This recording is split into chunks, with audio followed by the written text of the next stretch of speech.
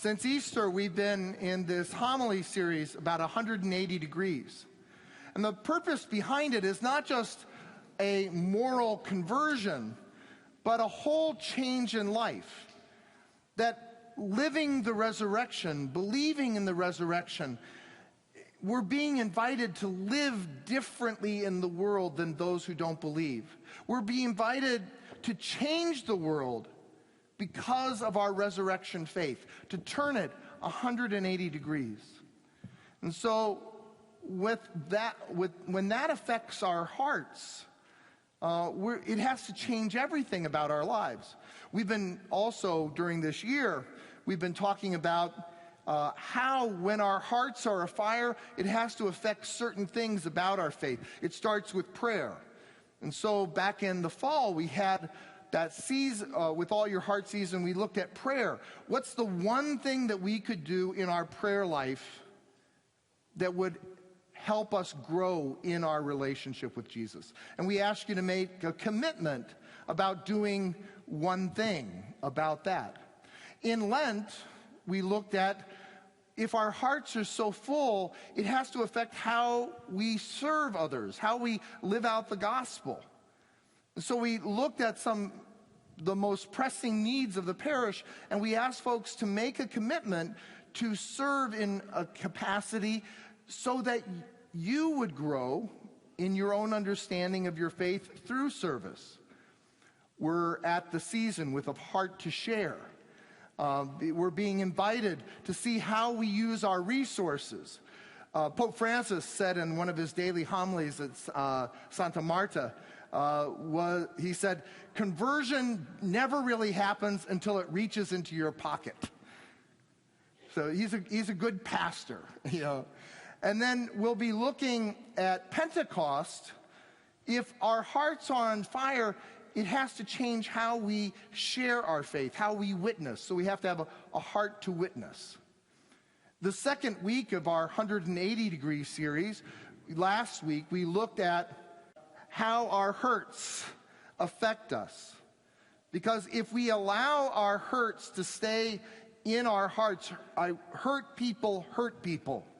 If we act out of our hurts, we're going to cause pain to others. However, if we allow the healing of God to touch our lives, people who have been healed become healers themselves. And last week I invited the community to look at where we need to be healed so that we become a community of healing for others. Today we're going to look at courage. The readings particularly focus in on Peter, both the first reading and the gospel. Peter struggled with courage. Remember, he had that 15, 16, 17-year-old girl on the night of Jesus' crucifixion, the night before Jesus' crucifixion, who scared him so much. Aren't you one of those Galileans? Aren't you one of those disciples? That he eventually denied Jesus 3 times, saying, I tell you, I don't even know the man. Peter struggles with courage again here. He's already experienced the risen Lord at least 2 times. And yet, when he is trying to figure this out, how is this resurrection going to affect my life? How does it affect the rest of my life? He says, I'm going fishing. Now that's not, it's a nice day, let's go fishing or go hunting.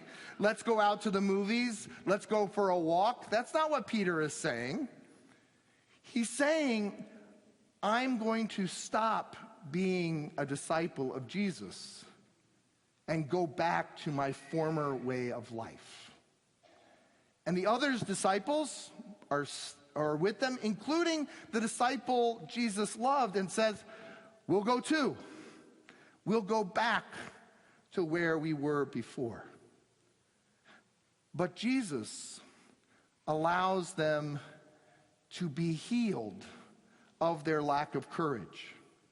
You know, we have a lot of fears in our lives. There's all sorts of things that people are afraid of. I looked at the top 10 things that people are afraid of, and they include fear of flying, fear of death, fear of rejection, fear of intimacy. Actually, fear of spiders was in the top 10 as well. We have a seminarian at our parish who has a very unusual fear, and I relentlessly tease him about this. He's afraid of eggs. Now, before you think he's too weird, he keeps telling us that Alfred Hitchcock had this same fear of eggs. But the thing I admire about Nick is he's very, very committed to his ministries. And one of his ministries is helping with the college students when they do adoration. And on Tuesday night when they do adoration, he makes brownies for them. And the brownie mix that he makes, you have to crack an egg in it. Now, I've seen him crack that egg. He does it like this. But he allows that love of service to help him overcome his fear. We said today that we're going to be talking about heart to share. And people get a little nervous. They get a little anxious. They maybe fear when all of a sudden we start talking about how we're giving in the church. And sometimes priests are afraid to do that too. But one of the reasons I think that is I believe as Catholics, especially in the United States, we have badly miscatechized people about how to use their resources. Because isn't this how normally when somebody's going to talk about money at church, isn't this how you hear it? It says, the roof needs to be replaced. The boiler has broken and we need to buy a new boiler. The collections have been a little bit behind and we're out of budget, and so we need you to dig deeper so that we can balance our budget. Isn't that how you've heard it normally? That is totally unbiblical, and it is totally unchristian. The biblical understanding of overcoming our fear about resources has to do with seeing everything as gift. We have received everything from the Lord. And so the giving back from our resources, remember I said that if the resurrection has really 180 degrees changed how we live in the world, it has to affect our prayer life. It has to affect our service, and it has to affect how we use our resources. And so we give everything back to the Lord. And I want to offer you 4 P's to look at this.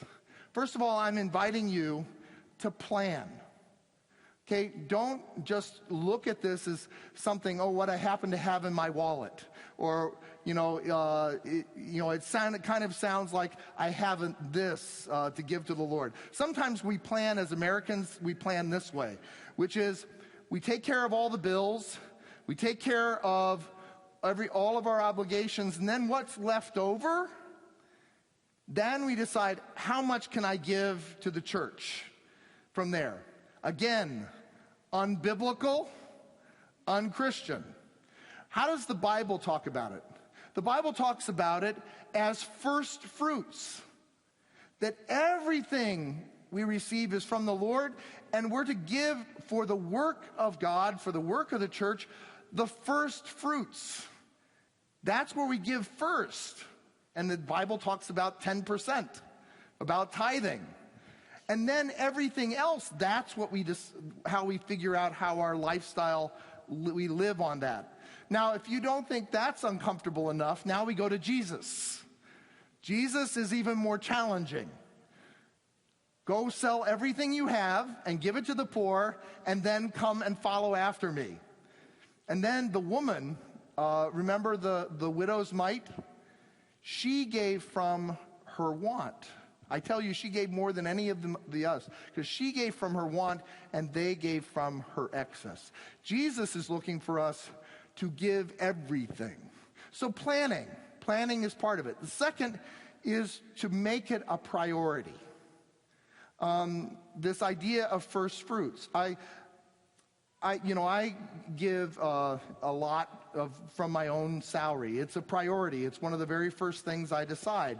How much I give to the parish, how much I give to the annual campaign, to the Living Our Mission campaign, to my seminary, to my law school. I have a number of charities that I give out, and I decide that, and then I figure out how I can meet my bills and all of that sort of thing. But I can tell you, last Saturday, I also feel very strongly about our campus ministry program, and I knew that they had a program that they wanted to run for the students that was going to cost $6,000, and you don't buy anything, they just hold your paddle up to give it. And so I knew that I was going into there, that I was going to give $1,000. There was a collective gasp of all these people, because I think they were afraid I had set the standard. And they were worried that they were going to have to give $1,000. Nobody else did. There were a number of $500 gifts, and we got to the $6,000. But my point is, I decided out of my passion for that ministry to support it, and then I said, then I'll figure out how I'll meet the rest, I'll make the adjustments in my lifestyle so that I can afford to do that. So making it a priority. Percentage. That's the third P. Now, the Bible does talk about 10%, about tithing. That's got interpreted over time as 5% for the church and 5% for all of your other charities. But some people have, especially Catholics, our Protestant brothers and sisters know this really well. And a lot of our folks who came into the church through the Protestant faith, they still practice it. But Catholics, not so much. And maybe your finances are not there yet. And you're saying, we can't do that. We have too many obligations. Well, what I'm asking you to do is pick a percentage. If it's 0.5%, look at your weekly income and say, I want to give back to God. I want to give out of my heart for the service. If it's 0.5%, if it's 1%, if it's 2%, but pick a percentage. Why pick a percentage? Some people 25 years ago decided that they were, as part of their sacrificial giving, they were going to give $25. 25 years later, they're still giving $25. And I don't know about you, but I've received a few pay raises between 25 years ago and now. And that would no longer be sacrificial giving for me. So it's a way of continuing to challenge me on how to give sacrificially. The last P is progressive. We have to keep looking, I have to keep looking at whether my giving is in fact sacrificial. I get a pay raise of about $500 every year.